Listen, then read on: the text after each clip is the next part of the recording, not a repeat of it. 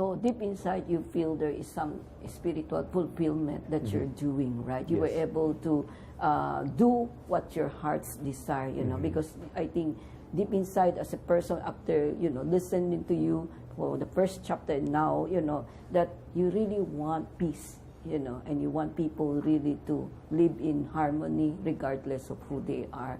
I'm happy you share it with us. So your stay now, you are the first Jesuit, right, to go back there, you know.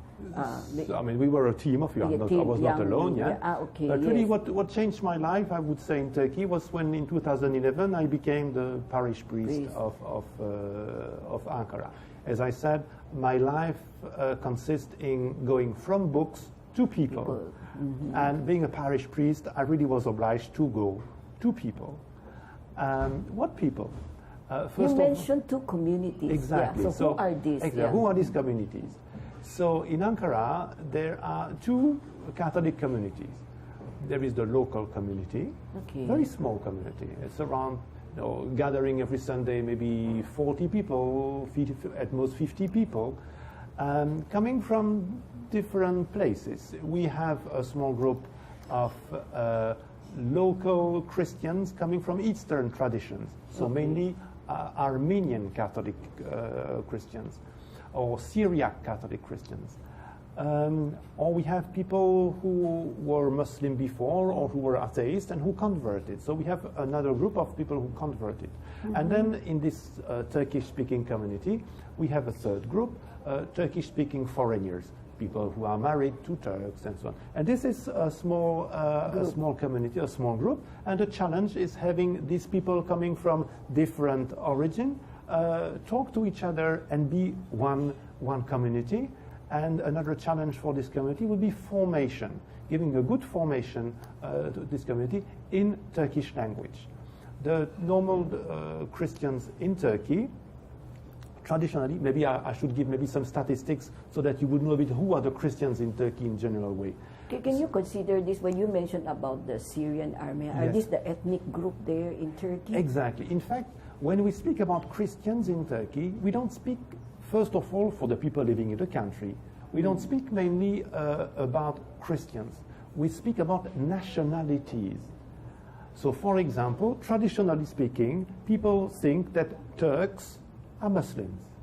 The Christians would be Armenians or would be Greek, you know. So when we speak in terms of religion, people very often shift to nationalities. And in Turkey, we have 0.15% of the population being Christians, which means more or less 100,000 Christians for the whole of Turkey, which is almost nothing. Very small. Yes. And half of them are Armenian Christians, and they would live in Istanbul, the economic and cultural capital of Turkey. Then on the other 50,000, you would have something like 15 to 20,000 Syriac Christians, then 15 to 20,000 Catholic, and then maybe 10,000 Protestant. So these are the migrant in some way? They're not migrant. I mean, they were present in Turkey before the Turks. So they are an ethnic group. And there's another group, it must be the new one. Like, where does the Filipino comes in here? So this is in the second group, exactly. In Ankara, we have the second community, would be the international community. Ankara is the political and administrative capital of Turkey. So we have all the embassies there, we have students there. And in Ankara, we have a community gathering 250 people on Sunday, and these people come from the whole world. So we have an important group coming from the Philippines, maybe a third to a quarter of the congregation. We have you have students coming from different African countries. We have different diplomats coming from all around the world, militaries or academics teaching in the universities.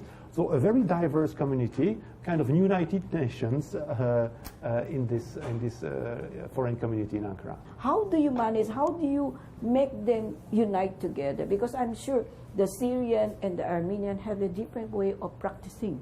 Exactly. And the international group coming from different countries also based on how they were brought up in their country, there's another practicing. So on your part, this is another revelation, another challenge on your part. How to unite then? How to make into effect the interreligious dialogue among the Christian, community. Right? You are right to speak like that. I mean, I wouldn't say interreligious dialogue, but let's say ecumenical and that's right. I mean, we are so little in Turkey that we have to talk with each other. So there are two communities. So the first challenge is in each of these communities to have people understand each other. And this is really a big challenge. How we are going to do that? Well, with talking with the people, and giving a good education. Because if I take the local Christians, for example, for the traditional Christians of Turkey, so the Armenians or the Syriac Christian, religion is almost in the blood. Okay. You are born a Christian, but the converts tell them, no, you are not born a Christian. You become a Christian. And it is true. We are not born a Christian. We become a Christian. And I've been in the Philippines only for a few days, but I have the impression that speaking with some people, in the mentality, it means that for some people, if you come from that tribe, from that ethnic group, you are born a Muslim. And it is not true. You are never born a Christian or born a Muslim. You become who you are, and we always have to pay attention to that. So in that small Turkish group, we had to give a good education to the old Christian community. Okay, that's true. You were born in a Christian family, but being a Christian, to be a good Christian, you shouldn't. It's not in your blood. You have to change your heart and to be able to open yourself to the other.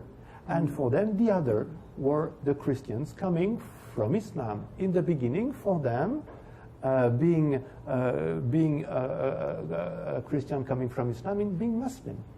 But no, these people had converted, had become Christian.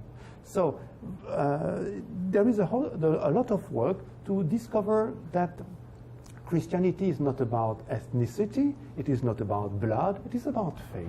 It is about a relationship and opening oneself to the other. So we had to do that in the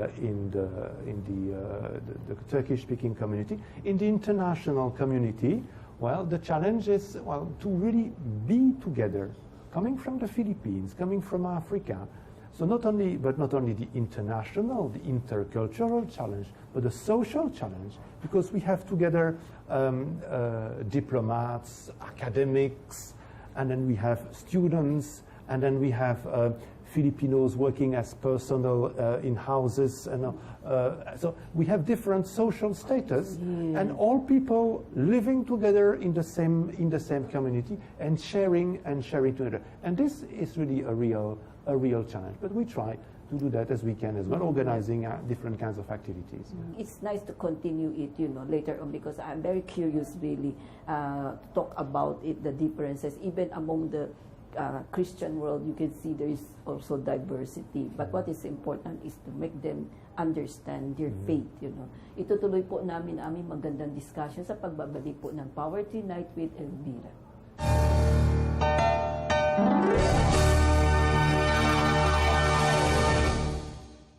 The search is on for the best videos for, by, and with children. The Cinebata Video Festival, open to all Filipinos. Winners will receive prizes. For details, visit or contact the following.